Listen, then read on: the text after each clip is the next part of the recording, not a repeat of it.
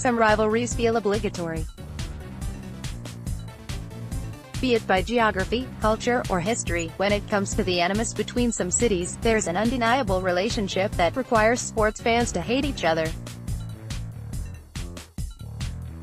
Portland's obvious example is Seattle, with the conflict between Thorns FC and Reign FC, an example that proves the rule. Was there anything between the teams that required Thorns fans to hate the Reign when the NWSL began 5 years ago? Of course not. Neither team had any history. But when it was time to build a bonfire, and decide who was on top, the newest Seattle franchise was part of the bloody lot. Tellingly, the supporters' choice for the middle of that famous chant rests over 2,800 miles from the Rose City. Such is the link the North Carolina Courage have already forged with their Cascadian counterparts. While that team's current incarnation is less than 2 seasons old, the history the former Western New York Flash carried with them from Rochester, New York, ensures the current NWSL Shield holders remain atop the Rose City Riveters' most wanted list.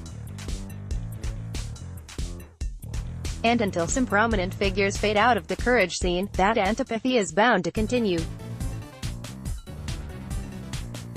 Tickets. Thorns host Courage tonight at 7:30 p.m. Pacific Time. These are the games that us, as soccer players, love. Thorns midfielder Lindsey Horan said, the day before the team's latest installment. You want a big game. You want a big rivalry. Everyone on our team feels that and is excited. That's what gives Wednesday's game at Providence Park more meat than most. 7:30 p.m. Pacific Time, NWSLsoccer.com/go90 closing parenthesis. On one level, it's a mid-season, regular season game in a league that's ever more accepting that its postseason defines greatness. Within that context, a May match can only have so much value. But when you have two teams who, over the last 2 years, have claimed every NWSL honor, and have claimed 6 of the 10 major team honors in league history, it's never going to be a regular season game. Add in the presence of some prominent former Thorns amid the Courage's setup, and you see why a rivalry has formed, even if that conflict still feels so new. It feels a bit different from the other games we've played. Portland head coach Mark Parsons said, ahead of the arrival of the NWSL's first-place team. The vibe feels different, the energy. Players have got the bit between the teeth and want to come out firing tomorrow. It's two heavyweights going head-to-head, and nothing gets more exciting than when the best teams play each other. Forward Jessica McDonald and midfielder Mac Alzerboni are among the Courage stars from Portland's past. Both have gotten U.S. Women's national team looks an NWSL Best 11 honors since joining the Flash, Courage, but the main target of fan antagonism is North Carolina's head coach, somebody who used to patrol the technical area of Providence Park. Riley left friends and fond memories among many in Portland's front office, but fans have since developed a more conflicted view, one which, in hindsight, became the first embers in the Thorns-Courage rivalry. While Portland had faced Western New York in the 2013 NWSL Championship, few came away from that game with hatred for the Flash. It was only after Riley arrived there in 2015, taking over a team brimming with young talent, that Riveters had a focal point.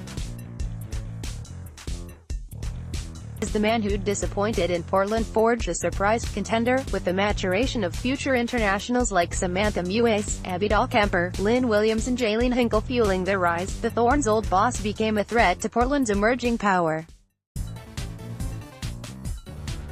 That power was embodied by the 2016 Shield, with Parsons' arrival from the Washington Spirit bringing a dramatic and immediate turnaround in the team's fortunes.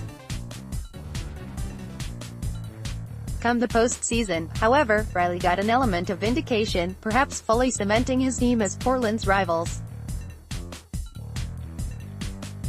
In perhaps the most exciting game in NWSL history, the fourth-seeded Flash upset the Thorns at Providence Park, needing extra time to secure a 4-3 semi-final victory en route to a surprise league title. That, along the way, the title came at the expense of Riley's former team may be a footnote in his history, but for the Thorns, it was the conflict to build a rivalry on. Last October, Portland got their own note of vindication, defeating the Courage 1-0 in the NWSL Championship game, denying Riley and his core a second straight title in the process.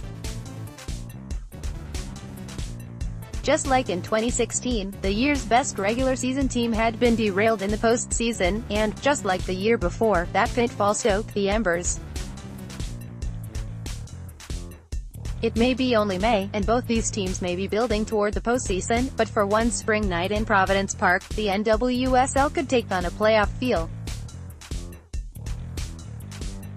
"I'll be really honest, this feels like a bit of a cup game," Parsons said, conceding the Thorns matchup with their rival was a big one. "We're going to do whatever it takes to get the result." Now, with the Courage returning to Portland for the first time in 10 months, an unlikely rivalry gets its latest chapter, one which could be the prelude to yet another postseason showdown.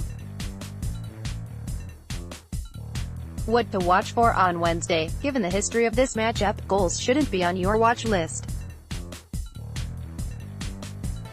The 4 times these teams have met since the Courage's move to North Carolina have, each time, produced 1-0 results.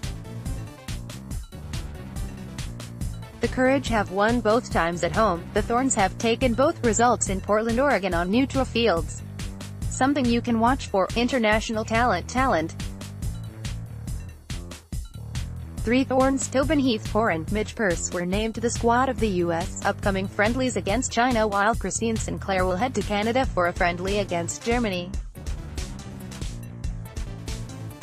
The Courage have players: Abby Dahlkemper, Crystal Dunn, Merritt Mathias, Samantha Mues, Zerboni, that will join the U.S. team during the upcoming international break. Were it not for injuries, the Thorns could have a couple of more players in the U.S. squad. Alas, Emily Sonnett-Back and Adriana Franchi are still sidelined, as are Haley Rosso and Bella Geist. Quad. North Carolina is dealing with a number of injuries of their own, with starting goalkeeper Sabrina D'Angelo and first-choice midfielder Denise O'Sullivan listed as out for the team's trip to Portland. Jaylene Hinkle, the best fullback in the NWSL thus far this season, is questionable with a right calf strain. Matchup-wise, the Courage have given teams problems all season with their 4-person box midfield, one that typically keeps them a player up either high or low in the middle. While that usually leaves space to exploit wide, Hinkle, left, and Mathias, right, have held down the flanks well, part of the reason why North Carolina is the league's last undefeated squad. For most of the year, the strength of Horan and Sinclair has helped offset any disadvantages the Thorns might have in the middle, but as the first 22 minutes against Orlando on May 12 showed, teams might be able to muscle up against Portland and have success through the middle. That day, it was Alana Kennedy and Toni Presley, natural central defenders, who provided the pride steal. On Wednesday, Mues and Zerboni will have to be muscled off the ball. If that happens, Portland should be able to exploit those wide spaces, if the team sticks with its 4-2-3-1 look. While the Thorns' other formation, a 3-4-1-2, has been crucial in winning 2 of the team's last 3 meetings, the new approach would pit Heath and Megan Klingenberg against Mathias on one side, while Purce and Ellie Carpenter could go at Hinkle on the other. Though some are fond of saying tactics don't matter, how Parsons sets his team up, and how he uses that shape to attack North Carolina, will be a major factor in Wednesday's matchup.